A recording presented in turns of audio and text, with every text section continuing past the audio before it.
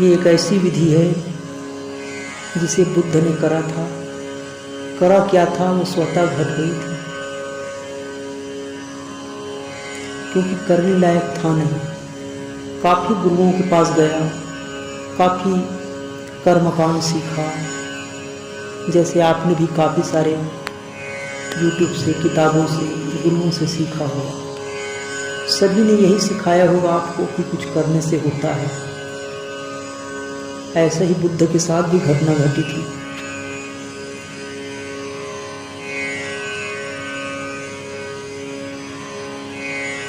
वह भी काफ़ी गुरुओं के पास गया था। जिन जिन लोगों ने जो जो कहा वो सब करा था। किसी ने कहा कि व्रत करो, भोजन कम कर दो।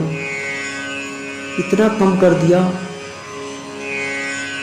इतना कम कर दिया कि गुरु जी ने भी हाथ जोड़ लिए कि भाई अब रुको भी, हम जितना जानते थे उतना बताया। उन्हीं के गुरु भाई उनके साथ हो गए।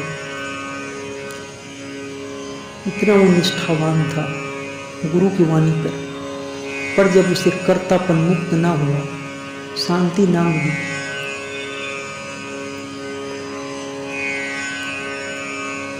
तो वह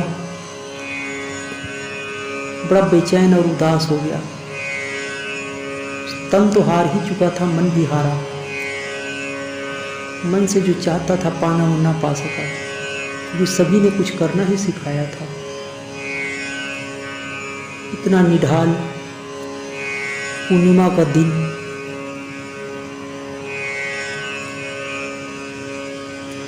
शरीर से कुछ करने योग्य था ही नहीं, मन से कुछ कर सकता नहीं, मन से भी हारा था। तो उनके साथ एक घटना घटी, क्योंकि कर कर तो देख चुका था, शांति जो ना मिली थी, अब करने लायक था नहीं। तो यही वो विधि है जिसे आप कर रहे हैं। आपने पहले भस्त्रिका किया, नस नाड़ियों को शुद्ध किया, कुंभक किया, क्रिया योग की उन सारी विधियों को किया।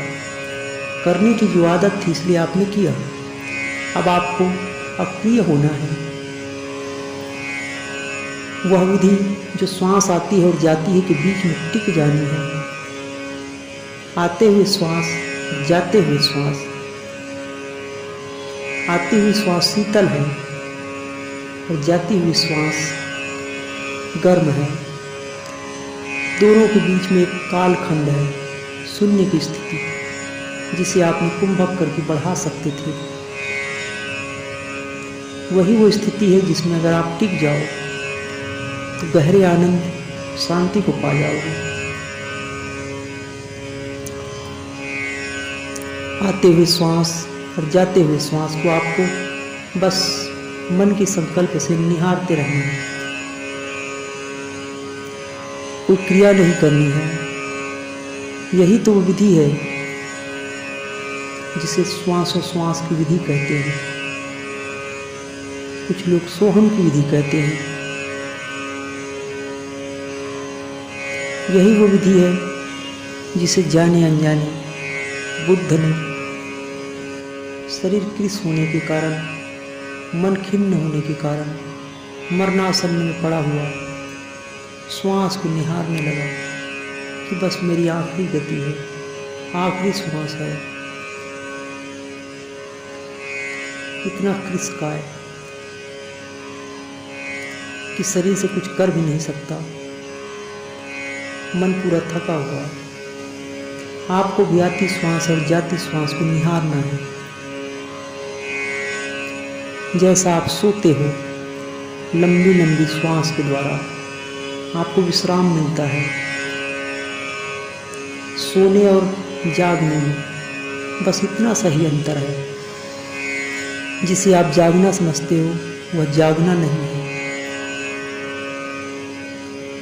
जागने का अर्थ है चैतन्य हो जाना, सजग हो जाना, हर घटनाओं को जैसा है वैसा देखना।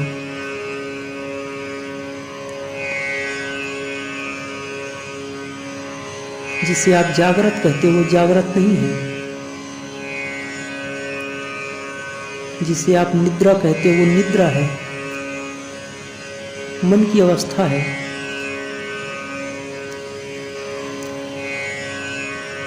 आपको स्वप्न में नहीं जाना है, जागना भी नहीं है, बस आंखें अर्धोन्मीलित रखते हुए आते और जाते श्वास को निहारना है। यह विधि काम करती है, बहुत ही अच्छे से काम करती है। बहुतों ने इस विधि से सिद्धि हासिल किया है। आते और जाते श्वास को निहारते जाओ, गहरे से गहरे में उतरते जाओ।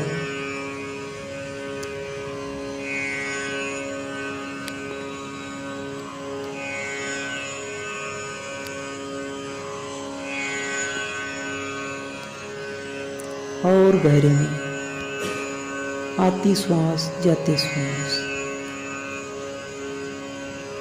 आपका लेफ्ट नाड़ी चंद्र नाड़ी,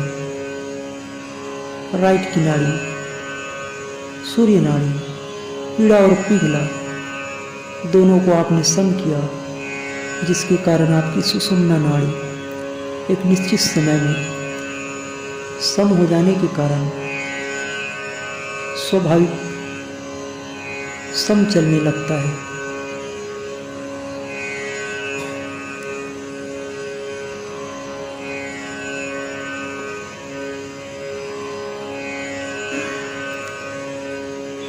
आते और जाते श्वास को बस निहारते रहना है।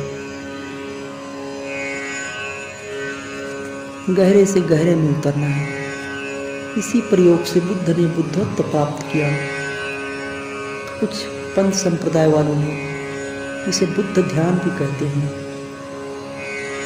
कोई अपान प्रणाम भी कहते हैं, कोई श्वासोश्वास का नाम देते हैं।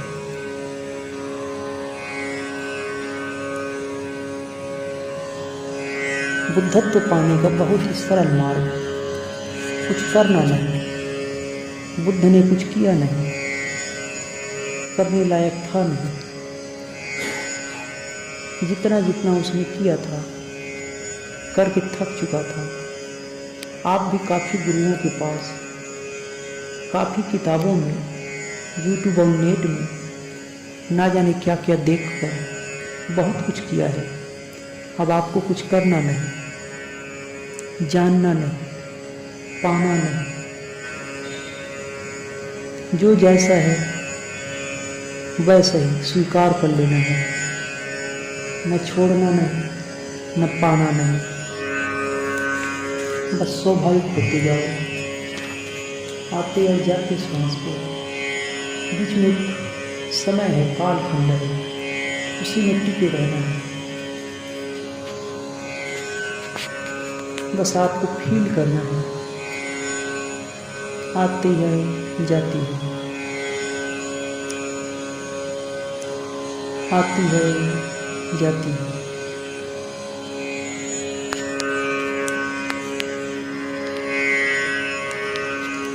गहरे से गहरे में उतरते जाओ। यह सुनने का नहीं, करने का है। कर्तापन से मुक्त होने का है। करने से कुछ ना होगा। अक्रिय होते जाओ।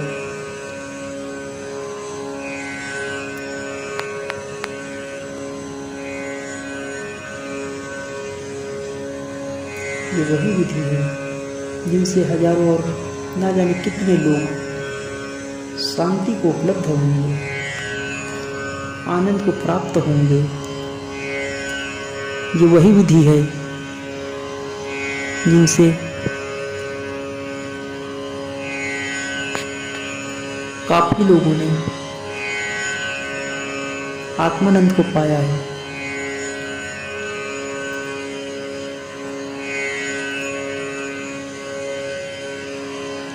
जैसा बच्चा सोता है निढाल होकर, उनकी श्वास आती है और जाती है, पैर से लेकर सर तक पूरी बॉडी हिलती है, क्योंकि वो निद्रा में है, कर्तापन से मुक्त है।